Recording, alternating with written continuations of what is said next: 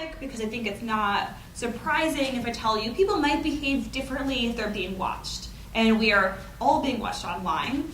And so that means we might change our behavior as a result of our privacy concerns. But also like behavior online is data. And that is the input to all of our like machine learning algorithms that we build. And this has a number of like consequences in terms of our like machine learning tools. For example, if I want to incorporate privacy-preserving technologies into my machine learning, I have to make sure that these tools can be incorporated with things like fairness that we all believe to be important as well. I'm also going to approach this from a kind of economics perspective and thinking about markets for data. And if data come from people and they don't want to share data, maybe we can compensate them, for example, for their privacy loss or for their cost of sharing data in exchange for that. And so then there's a question, how do I compensate people for their data? Well, that really depends on things like, how do they value privacy, if they believe they're going to be treated well as a result of this data or not. And then in a more broad sense, if we just do machine learning on this like user-generated data, we might learn the wrong things. And this is because people can strategically manipulate their behavior to ensure that their data reveal different or less or perhaps more favorable things about them. And so if we just naively apply all of our same tools onto their data, we're going to learn the wrong stuff because they have chosen data to ensure that we learn the wrong stuff. And so again, because I think about this from like a privacy perspective, I typically think about differential privacy. If you don't know it, I highly encourage you to kind of check it out online. But for this talk, because it's short, I'm just going to say it intuitively says that kind of like each person's data is going to have a really small effect on the output. And in pictures, think of it like this. If I have some like a blue database containing n people's data, and I plug that into my favorite algorithm, I might get like a blue curve. But then imagine if I change one person's data. If I change this like a TI into like TI prime, I might get like a different red curve here, and it's going to be close in some like a formal, like a quantifiable sense. And this tool has seen like a whole bunch of views.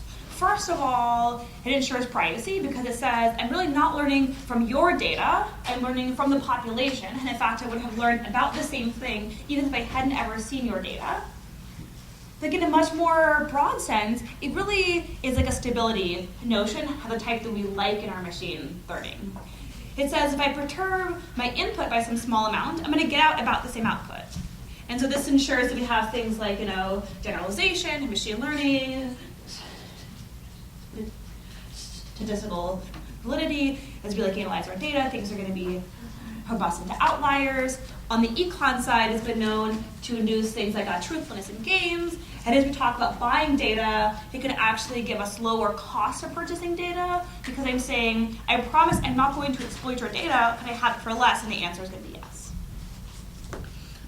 And so one question that I'm very interested in is thinking, when can some learning algorithm simultaneously satisfy differential privacy on its input to ensure that we're not going to overfit to our training set, and then also produce something, say like a classifier that is both fair and is accurate, right? Because it's very easy to be both private and fair. I can just throw out my entire training data, output something random, and it's going to be fair, but it's going to be trash. And so I also want to think about accuracy. And so I have this term like a group fair, and this is going to be defined more precisely in the next talk. But for now, think about it as saying I'm going to treat different groups of people the same way. If we're talking about some kind of a protected attribute, think of it as being race or gender. It's like saying I'm going to be fair to you with respect to that protected attribute. And so if I have the same person, if I have two copies of the same person, but they're of different races, then this notion ensures I'm going to treat them about the same. And so here is our question: can we have both privacy and fairness? And in some work done with like Jamie Morgenstern, who was previously faculty here, who with 2 of our former undergraduate students, Varun Gupta and like Dhamma Kampara, who are now both PhD students elsewhere. Very proud. We have like 2 flavors of results in this. And so first we say no. In fact, you cannot achieve exact fairness and privacy at the same time. And we have like an impossibility result, and in fact it's very broad, that for any classifier that's going to be exactly fair, it cannot be differentially private. And so this is sad because we like privacy and we like being fair, and so that's a bummer. But then we have the more positive result of saying, okay, so perhaps we can't achieve like exact fairness. I can't treat people exactly the same across these protected groups, but I can treat them about the same. And we have like a parameterized approximation notion of how kind of like approximately fair we're going to treat different people. And we have 2 results there. One is a very general, although computationally inefficient algorithm for doing this, and then we also have like an efficient algorithm that is like specific into like a binary classification. And so this is one question. And so this is kind of a mixed answer about privacy and fairness. But I still want to return to the question about kind of like data coming from people. And if you go into practice oftentimes and you see people and they're trying to treat different groups fairly, but they just can't, and they say like, it's because I have this group and it's hard to collect data on them, and so I just like don't know as much. But I have like much higher confidence on the majority population, and so that's why I give loans to them and I hired them for jobs, is because like I just don't know about this other group. Maybe it's harder to collect data. Maybe they're just smaller, and so this feels like fundamentally unfair. And so then we asked, what can I do in this case if there's groups where it's just like harder to collect data, but I still want to be accurate on them? And so here's kind of like a picture of the survey process. I hope the colors appear because they're important. And so here's a kind of old-fashioned survey process. So some analysts mails out a survey into N people sampled uniformly at random from all possible addresses. Some people respond and some don't. And so like this, if I'm asking you for some number between 0 and 1 and say this is my population, and some people respond and some don't, okay? And then I'm gonna compute based upon the received data. Ooh. And it might kind of adjust based upon my actual sample size, and that is my answer. And this works great if you assume everyone is being sampled IED from the same group. Of course we are not. And so here's some challenges. Is there may exist subpopulations who simply just appear less often in a population. And so here now I have 2 guys and they're blue, and everyone else is red. And so now I have only these 2 people representing the entire blue population because I didn't sample equally from these 2 groups. It would also be the case, maybe they appear at the same rates, but there might be one group who just has lower response rates. For example, if you're going to email out surveys, it'll be very hard to collect data from those individuals who don't have access to a personal computer or to a smartphone. And so this means that I may learn things that are less accurate on these groups.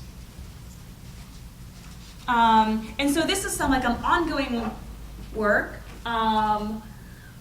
with the current visiting student here from Hong Kong.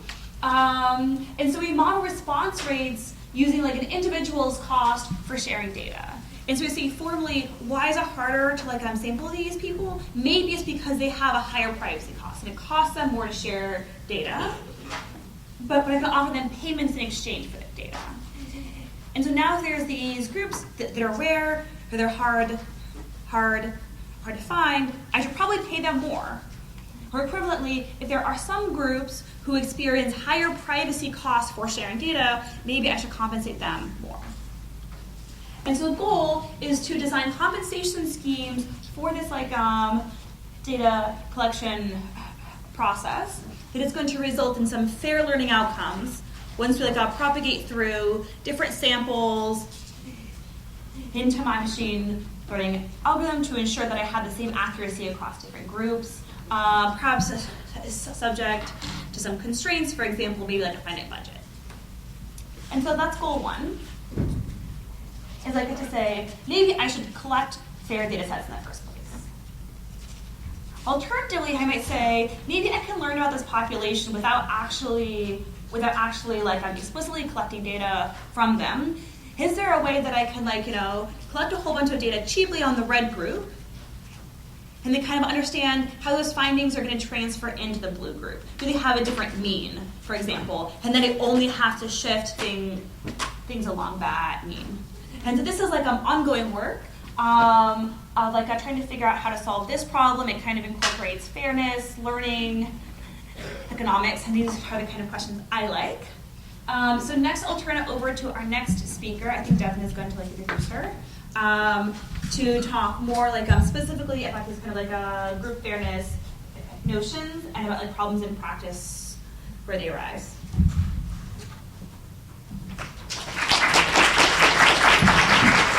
Thank you very much. So there, we got our baseline of a lot of different things that could come up in any of your work, as far as I know. I may be wrong. While Dr. Gupta sets up, I'm going to just give you a little background on her. Basically, she works on something that is well beyond me as unfrozen caveman lawyer. Combinatorial, convex, and robust optimization with applications. By the way, that string of words is exactly why the rest of the world doesn't trust you all. We don't know what you're doing.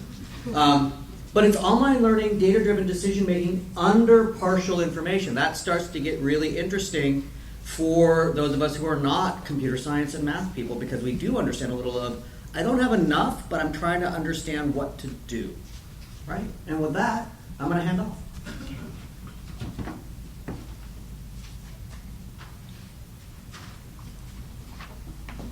Thanks for the introduction, Deven. Am I audible at the back? I apologize for my throat, I'm down with allergies, so I might cough at some point, but I really try hard to talk. So I'm going to talk about mathematics and mathematics of bias and fairness. And thank you, Rachel, for the wonderful introduction to some of these topics. And I basically wanted to give you an overview of maybe high-level questions and then go down to specifics of various things that we're thinking about in fairness and bias from the lens of optimization. So the first question is, what is fair? What is bias? Is it fair to show people recommendations they like? Or is it fair to show people recommendations that give them equal opportunity in jobs? So for instance, there was some automated experiments on ad privacy settings that was researched on by a couple of researchers at CNU, which showed that Google was showing women lower-paying jobs much more than men, and that seems completely unfair. Why would Google only show women lower-paying jobs? But maybe what happened was in initial stages of the algorithm, maybe women clicked on all spectrums of job ads, and men only went for the higher-paying job ads, right? So what is fair? What is bias? Is bias the absence of data? Is bias not giving equal solutions to different people? Maybe in different contexts. For example, we've been looking at facility location problem that asks where, let's say you have a city or you have a group of people situated in some geographical area, how do you place something of public interest? How do you place a playground? How do you place a hospital or an emergency room? And as early as 93 actually, so bias questions are not new. As early as 93, people proposed almost 24 different metrics and various ways of initializing them. So at least 500 different metrics of saying what's a fair solution, of measuring fairness, right? So what is fair? How do you even get to a solution? And that's something we've been working on in terms of multi-objective optimization. Or can we actually give solutions that are fair no matter which notion of fairness you're thinking about? Or maybe, let's say you're thinking about machine learning. Now, machine learning inherently makes different decisions for different people over a period of time. And the question can be, how can these decisions change over time? Ideally, I would like to make the same decision for similar people, or similar decisions for similar people. That's sort of a argued notion of fairness. So that's like a big set of questions of fairness in online and machine learning, fairness with respect to multiple objectives. There are multiple statistical measures of fairness, and where do we fit in, which measure should we go with, what are the proxies we should use in our models, what's actually fair. So there's a lot of interesting questions and definitions. The second bunch of questions we've been thinking about is impact of bias. So let's say I can quantify, I know there is some bias in the data set, so maybe when I'm evaluating people, I'm looking at a test score, maybe I'm looking at a performance evaluation, and these evaluations are known to be biased, but I can't quantify exactly what the amount of bias is, so I can't actually fix for that bias. What impact does that bias have on my hiring decisions? Or what impact does that bias have on matching decisions to different schools? And so, for instance, only 7 Black students got into Stuyvesant, which is New York's most selective high school. What is the reason for this? Is it because people were not properly trained for these tests, or was it because there was, they had a greater distance from these top schools, so they did not know about the opportunities? Where is the bias, and what is the impact if we cannot quantify bias? We cannot fix it using machine learning. The next set of questions is something we've just started working on, and it's realizing that your noise in the parameters or uncertainty in your data can have very different impacts on different groups of people. For instance, I don't know if you can see that diagram there. That's data from census for the Fulton County in which we live, right? And there's a high concentration of people below poverty line in downtown, the south of Atlanta, in the southern part of Atlanta. And so we solved sort of an inventory routing robust optimization that looks at the demand data they have from everybody. Everybody had the same demand data, had the same variance, had the same mean. But it's just that service levels are strained in some areas and they're less strained in others. So the impact of noise, even if the amount of data you have on different populations is the same, the impact of noise can be very different. And so quantifying what is the effect of that uncertainty, maybe using robust optimization, maybe using simulations, and can we fix it? Can we foresee that there might be some unintended consequences that our algorithms can have due to noise in parameters, and can we actually go ahead and fix those? That's the third area.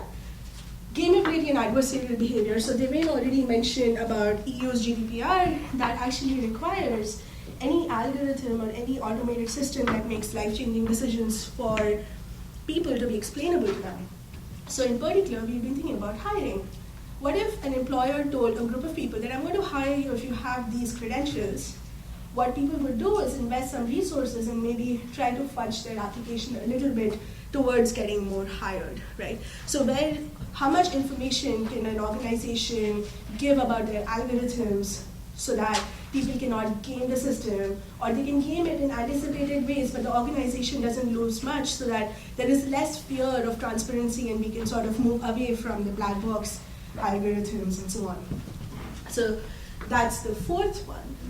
And interpretability. So as Deven said, all of these fancy terms that have no meaning for people who are not trained in mathematics. It's actually interesting, even though GDPR says things like, you want to be able to explain an algorithm's decisions, if you explain an algorithm completely to a layman, then they might actually fear the algorithm or not trust the algorithm even more. If you told them that the algorithm has 99% accuracy, there's no way that you're making an error on you, maybe they'll trust the algorithm more.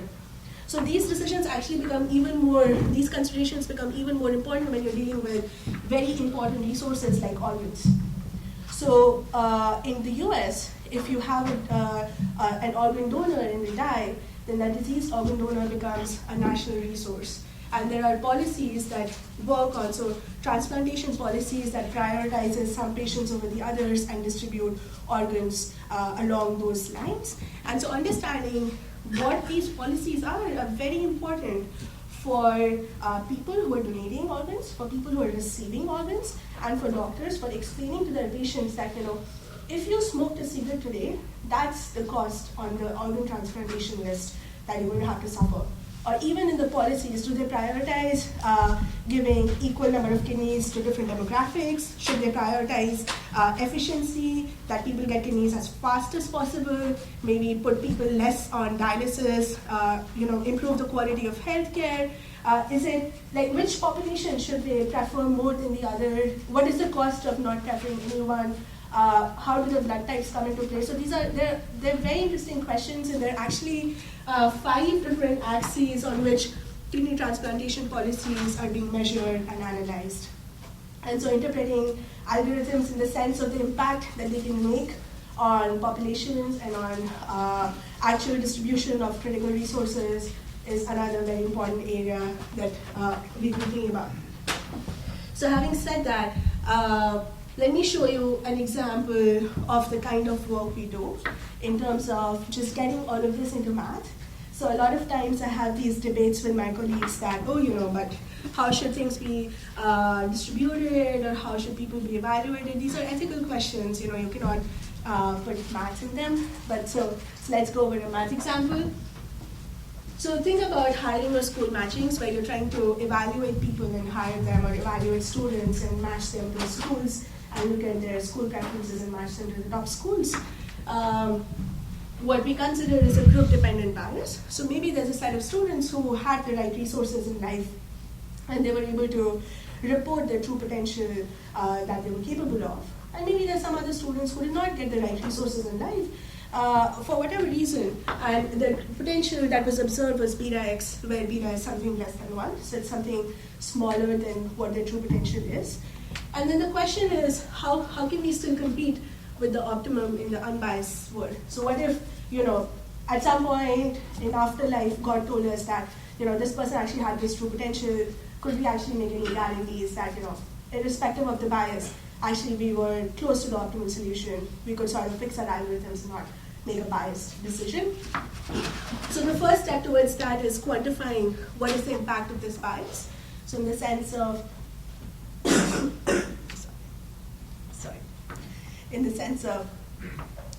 starvation of jobs. So if you actually have a bias factor that you cannot measure, then the vanilla algorithms that do not take the group into account can actually lead to no hiring from certain groups. You see how those lines go to 0, so that's like no hiring from those particular biased groups. And for school matchings, in fact, even if there is a small bias of 0.8, so it's 80%, you still observe 80% of the potential, and people are drawn from the same distribution in terms of their potentials, then the negatively impacted students, which is the blue line there, which is away from the curve, the x equal to y line is what they should have gotten, and if they deviate, then they get a worse school. It's much worse than the deviation on the pink ones, which are the unbiased group, right? So if you don't get into the top school because your observed potential was smaller, somebody else benefits from that, right? So that's the unbiased group. But the unbiased group benefits only slightly, and the biased group suffers much more. And that's a compelling example of why we should be doing. And so the next question is, what are the solutions? What can we do? Can we target resources to certain students, even though we don't know which group they come from, even though we don't know which bias they're suffering, or what the bias factor is? And so what we show is that, yes, you can actually run some algorithms, you can target vouchers to students who have sort of middle grades. They're not the top students, they're not the least graded students, but they're sort of the middle of the class. If you spend more time on them, if you maybe give them some training, some extra tests, you might be able to move them much more in terms of the school rankings. And so we're trying to come from simple mathematical models to quantify the effects of bias, and then talk about interventions that could potentially give us at least qualitatively some guidance on how to proceed.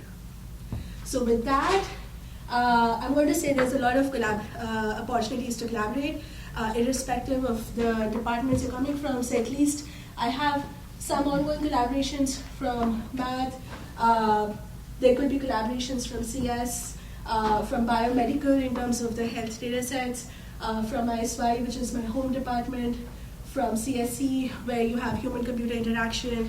So I can see a lot of ways in which different departments at Georgia Tech could contribute to this discussion, from law and ethics in the Scheller School, the business school, right? So a lot of ways in which people could come together and contribute to this discussion, and happy to discuss opportunities further. Thank you. All right, so Dr. Hoffman is setting up. She's a professor also at the School of Interactive Computing here. Has done research work at Facebook and postdoc work at Cal, which even though I'm not a CS person, I love the fact that people go to Cal because that's where I did my undergrad. Her work focuses on computer vision, machine learning. She's actually coming to us on a little jet lag, so we're super grateful because she just got back from ICCV, which is a huge vision conference at Seoul. I think, 24 hours jet lag maybe? You just got back. So the quick thing here is the notion of vision in unsupervised and semi-supervised models. Yet again, my people get really scared. What do you mean no one's watching what's happening? Right? But the very cool part is facial recognition, the whole use of vision for so many things that people are loving is also causing some consternation. So what's exciting for me is she's going to talk about how she does great work on that and the sort of questions that come up, which is, what exactly do you mean you use faces to figure out X, Y, Z?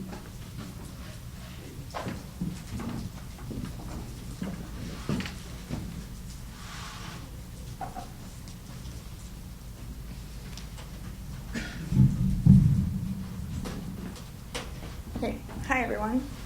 As Deven said, my work is mostly at the intersection of computer vision and machine learning. And this problem of fairness and bias in machine learning is one that we see pop up a lot when we're training computer vision models. So I'm going to take this opportunity to illustrate just a couple of scenarios where bias becomes really, really apparent.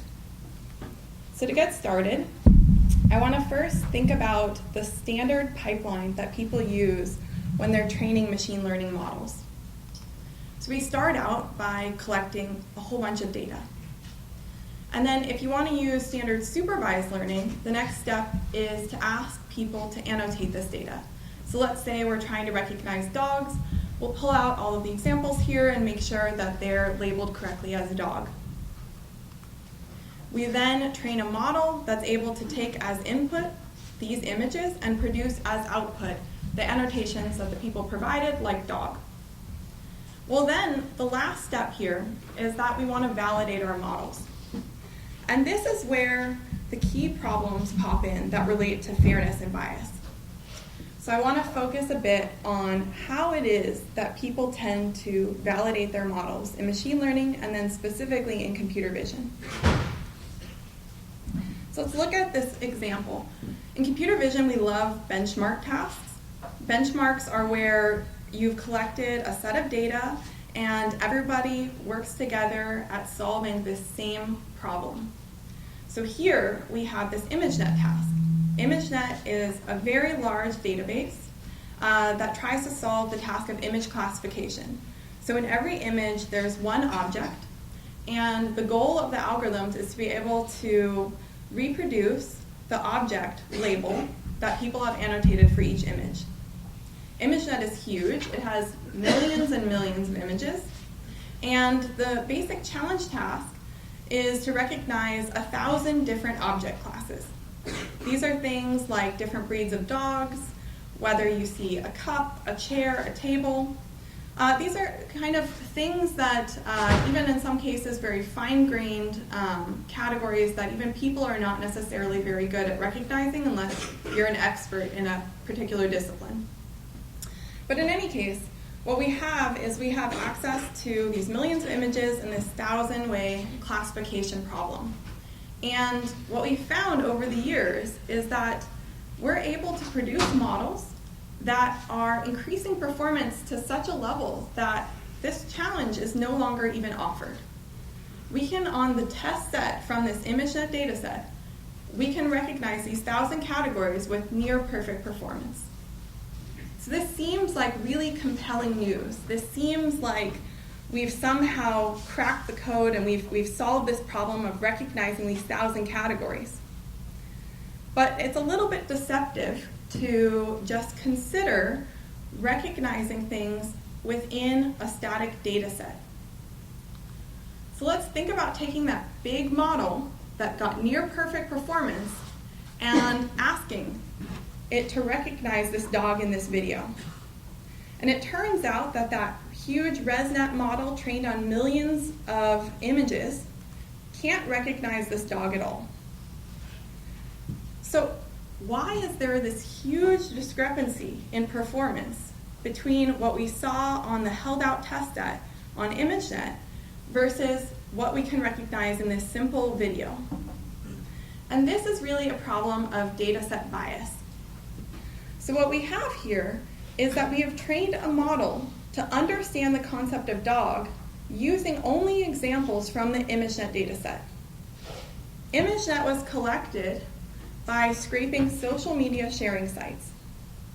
Now, it turns out that we have our own implicit bias when we think about what images we would like to share with one another. And this is a static image collection. And so what that means is that most of the sites that are scraped are things like Flickr. People that post to Flickr think they are posting photos because they're visually interesting. They try to take maybe a couple of photos and upload the one that they think is most classically correct according to photography. So what that means is that a class like dog, visually interesting, when you're talking about any animate object, it's probably going to, especially animals or people, it's going to include something like a face. That's just natural. That's what we find most discriminative and we find most interesting to share. You're also going to find that most of the dogs are in the center of the frame.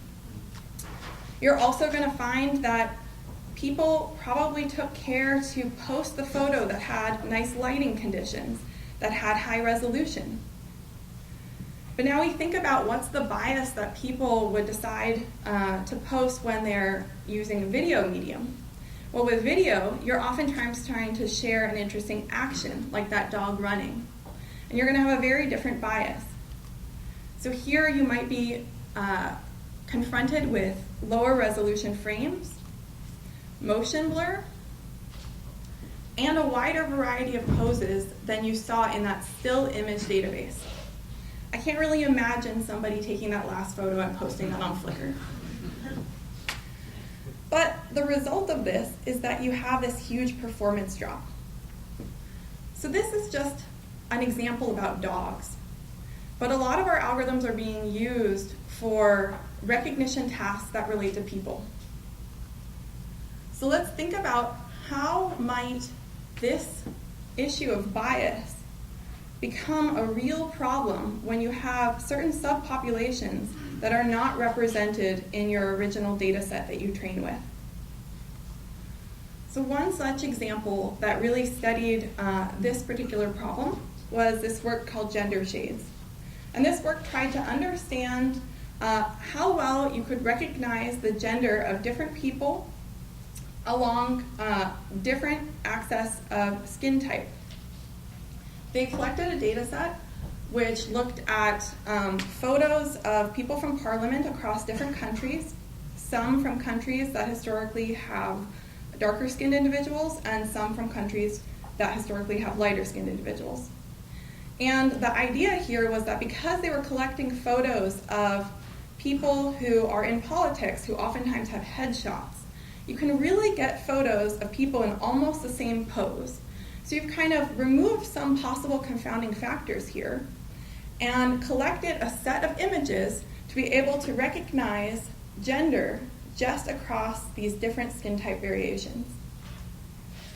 And to be able to label different skin types, they relied on this Fitzpatrick skin type scale, which was actually developed by dermatologists, but has been used a lot in the fairness literature to annotate images according to skin type. So this is a 6-point scale, but they separated it into categories 1 to 3 and 4 to 6. And they collected this data set. PPB, the first row, is their data set.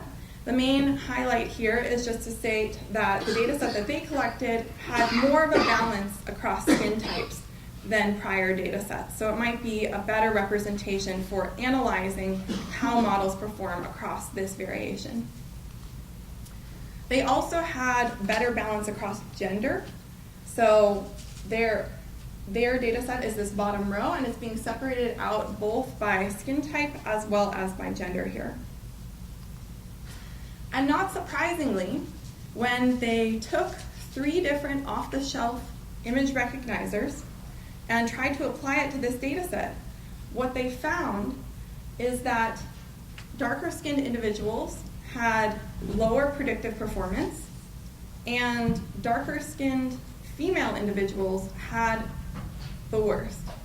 So the darker-skinned female individuals, the best performing model, the Microsoft model at the top, got 20%. But when you look at the lighter-skinned males, they had 0% error. So this is a pretty huge difference. But these are just off-the-shelf models. So we can also ask, what would happen if we kind of took this into account during training? And I had a work last year that approached this topic of how well might off-the-shelf algorithms work if we change how we train with them, change how we look at the data. And specifically, we were interested in seeing whether or not this affected the performance of being able to even just recognize the presence of a person. So we used this data set that was used for developing models for doing self-driving tasks.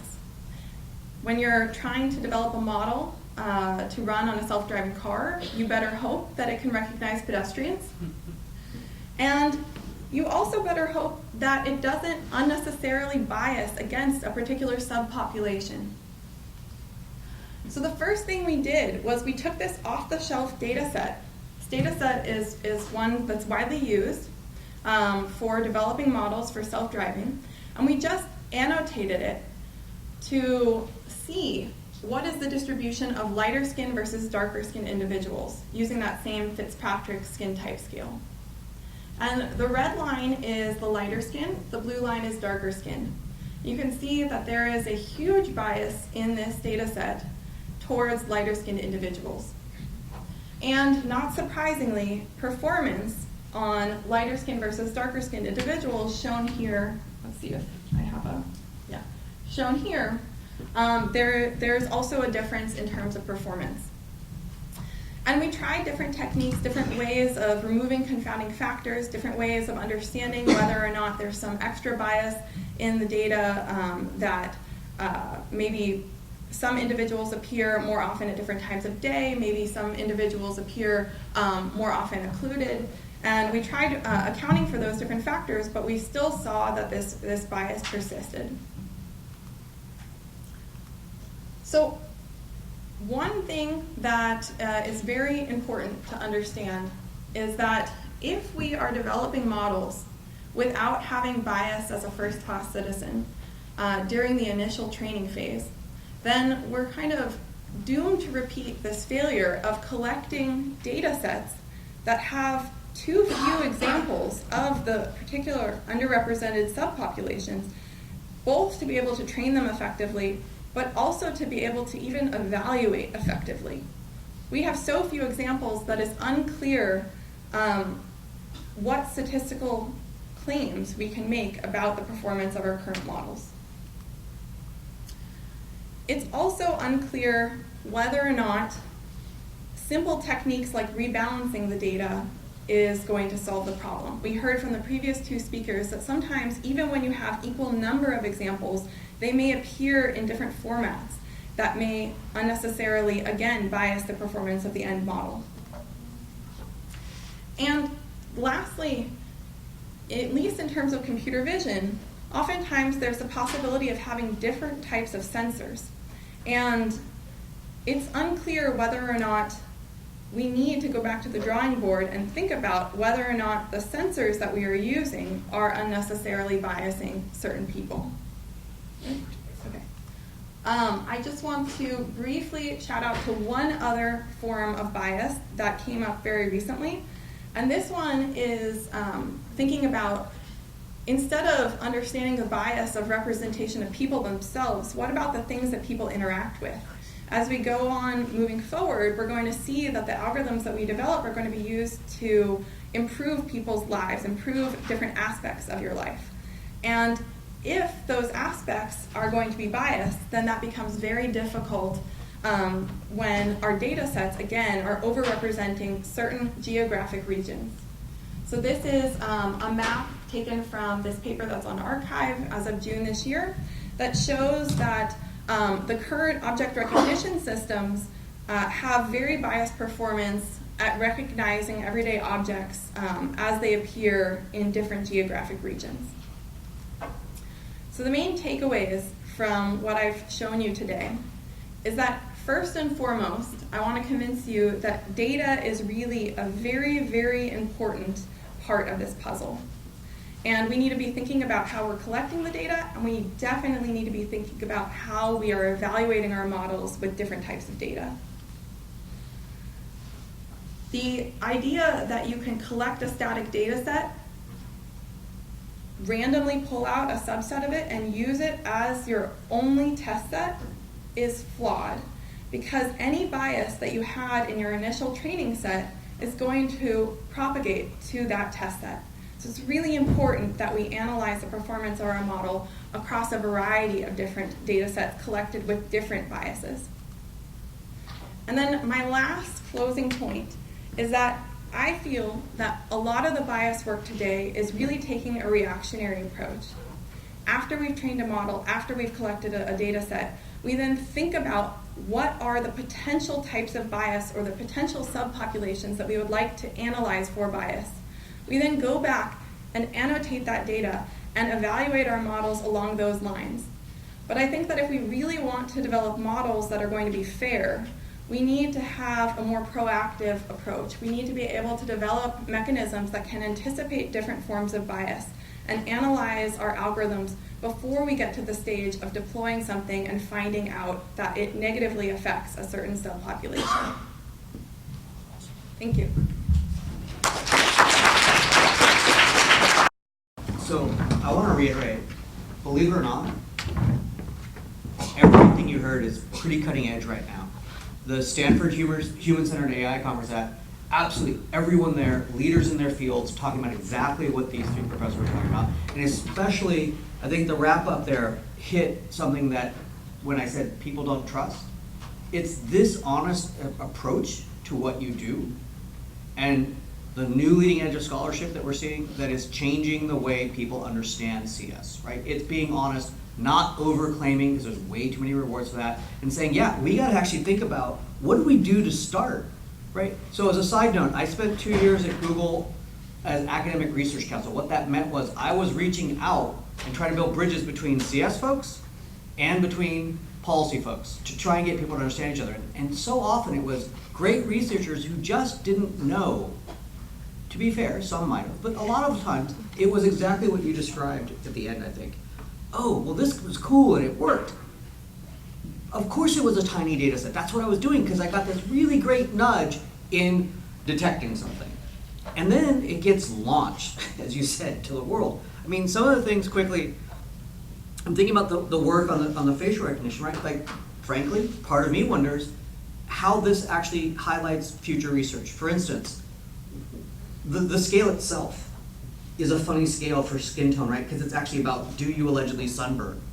My mom does cancer treatment, and as someone from South Asia, I don't know that scale makes any sense. And there's some mythologies built into it as well about whether you have dark skin. Just so you know, it turns out you can still get skin cancer relatively easily.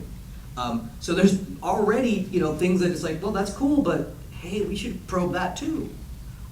So what about building out systems that, look, East Asian, Southeast Asian, I would imagine for car systems, that's a whole world. Throw in South America, a truly fascinating set of immigration patterns. So our assumptions about what a person is, whatever that means, get challenged by the work you do. With that, can we go with questions or? Let's see, yes, we're running a little longer, so questions, please. So I have a question about recognizing a pedestrian on the street. and tell the difference between light skin and dark skin pedestrians. So people go on street with clothes, and it's very, especially in winter, we have heavy clothes that cover almost every part of the body, and you don't see the person with their face to you. And we have hairs, dark hairs and light hairs. So how much weight or importance we have when recognizing a person by face? Because I think that's, for most of the time, this is the only place for part of the body that you can tell between light body and heavy body. What if when the autonomous vehicle recognizing a pedestrian, face recognition has almost no part into the pedestrian recognition? Yeah, So the question, is this on? Oh, okay. All right, well, I'll speak loudly. The question is, just so everyone heard, oftentimes in pedestrian detection, you may not even see much skin. So when we were doing the model that I was showing here, we made sure that we only looked at examples where MTurk labelers could see skin, enough of it that 3 of them had a consensus in what they labeled.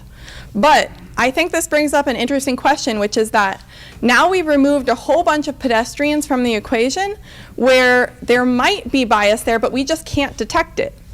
So it kind of brings up an interesting question where how should you even go about evaluating these things? And oftentimes, even though there was enough skin to maybe be able to classify into lighter skin and darker skinned, that doesn't necessarily mean that it was the fact that the skin changed that caused the drop in performance. In fact, there may be many other reasons why. And so that's what I was kind of getting at the last point, which is that, of course, we want to make sure that the algorithm is not biased against something like skin type. But the bias that we observe in skin type may actually be a result of what streets those people walk on. It might be a result of how frequently we went down certain streets in the daytime versus the nighttime. Are those streets tend to be more congested? Are there more occlusion, people walking next to each other? All of these things sometimes are related to a particular subpopulation, but don't necessarily translate into the visuals changing. I'm going to actually follow up, but I'll be quick. I'm curious, all 3 of you, do you believe that maybe sometimes these sorts of limitations that you all understand, A, are they well developed within the CS literature currently, or is there a little tendency to move too quickly on this was cool? And B, how well is that expressed compared to what we were doing to, you think, the public? In other words, maybe sometimes what we're seeing is very great stuff that fits from an academic perspective is getting grabbed and deployed as very in all sorts of areas. Just maybe a quick thought from each of you of where we could do better or what's going on with that potential problem. Yeah, sure. Here, you can actually have that mic. Yeah, so I think one broad comment to say is, in fact, the field of fairness is very new in terms of being like an academic discipline. We now have like 2 new conferences on it, FAT-STAR and FORCE. This is the 3rd year of the FAT-STAR conference, and so this is like a 3-year-old field in terms of conferences. FORCE is going to have its first conference this year, and so this like really a brand new growing field, and it's getting like a ton of attention, which also means for the audience, this is a field in which there are still a ton of just like wildly open questions and a ton of kind of like research low-hanging fruit. And so please do more fairness research because there's so many problems. But that also means in terms of like deploying these things into practice, it's a fast-moving field. But because it's so new, we don't have like a comprehensive answer. Yes, of course, here's how you solve fairness in all aspects, but rather we can say skin tone, got it, I can do that, and let's deploy that, and then we look back and say, oh, okay, maybe it was actually like, clothing or streets or these other issues. And so this work is being done in a very iterative fashion because there is so much need and so few concrete answers in the field. And I think to add to what Rachel just said, I would say that there's actually a very strong need to go back to the basics and really think about, why am I even thinking mathematically about this problem? Does that make sense? Does it make sense to think about these people as variables? Does it make sense to model them as numbers? Does it make sense to observe these attributes about them? If I'm looking at their online behavior, or what things they click on, is that the right proxy for knowing that they liked a result? So really going back to the basics, like, why are we developing a machine learning algorithms, or why are we automating something, and understanding. And I think a lot of that thinking is missing from the way computer science and mathematics and OR is taught right now. I think we need to get back to really analyzing the ethical aspects of that modeling. Do you have more, or should we go to questions? Okay, questions? There was someone in the back, the woman in the striped shirt, please, with the glasses on your forehead. Yes. Yes. Okay. I was asking a question about like the definition of terms like interpretability or explainability. Those still seem pretty vague, and it's hard to know what you should be striving for to do those things. So do you guys have any feel for a good definition or places you found people trying to define things like that? I'll take the first part. No. And there's actually, in my world, ongoing research and arguments, and it's messy. And for those of you who live in the world of math, you have every reason to be disturbed by us. It's not that precise. Lawyers will come up with these terms, and where you can add is being clear about what type of explainability, define it based on the literature. Anyone who wants stuff, they all know. I can help a little here. But there are papers about exactly what did GDPR mean, and no one's sure. That will spill out depending on lawsuits, frankly. Maybe before that. I like the notion of let's get ahead of the curve. But one simple point was when people were demanding a notion of transparency as a type of understanding of algorithms, all my CS friends would say something that, again, sounded a little like gibberish about non-trivial, complex system. It's just not going to work, Deven. It's like, I don't know what's going on, but when 4 or 5 CS people tell me that, it turned out what everyone was regurgitating is basically, I guess, what's called Rice's theorem. Right? You all live in that world, like, nah, you guys don't know what we're doing. But bridging that and explaining nonetheless, great work is done with that as an outer edge limit. All of a sudden, people like this were like, oh, well, but despite that, there's a lot we can do to build from the start, to make it possible to understand a complex set of code. So there's a lot of moving targets. I don't know if you have more on exactly what you would mean from a CS for explainability or interpretability.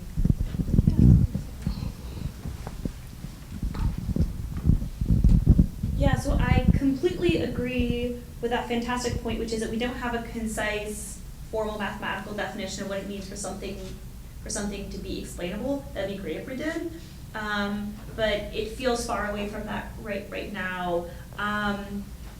The closest thing I can say is kind of like at a high level. Deep neural nets are a black box. We don't understand how they work or really why. But rather we're taking algorithms that work on convex problems and we're applying them into some other non-convex problems, and they work, and it's kind of magic, and it's great. Right, I mean, that's why this field exists.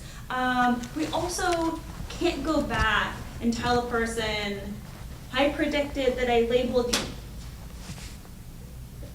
something as a pedestrian or not because my deep neural net said you were. Right? I can't go back and say, oh, so my algorithm told me that I shouldn't hire you, and so that's why you're not hired. You can't do that. And so there is a field in terms of like machine learning. It's also like a newish field in thinking about kind of like explainability. Can I machine learn something that is like simpler to explain the performance of a deep net? Maybe I can say, okay, so I have like a neural net that I trained and it works well, but now can I find maybe like a decision tree that kind of approximates the output of my neural net, hopefully with high coverage and high fidelity, so that I can then hand that to a person and say probably it was because this tree went down this path. Yeah. And that's not perfect, because we're not saying this is why my I deep net predicted it, but I can say here is something approximately like my deep net that is more interpretable to a person. On that quick note, there was someone who pointed this out to me, and I was all like, that's awesome, as a lawyer, I love that. And then I ran it by a friend of mine who works on really big things. He's like, yeah, but that work, this was in medicine. It's like, that has like 30 features, and he's a guy who works with 200 to 300 things at least. He's like, not interesting for what I do. So each moment, you're gonna have to keep asking the questions that all three of these professors have raised from a different moment, which is like, okay, does that work here or not?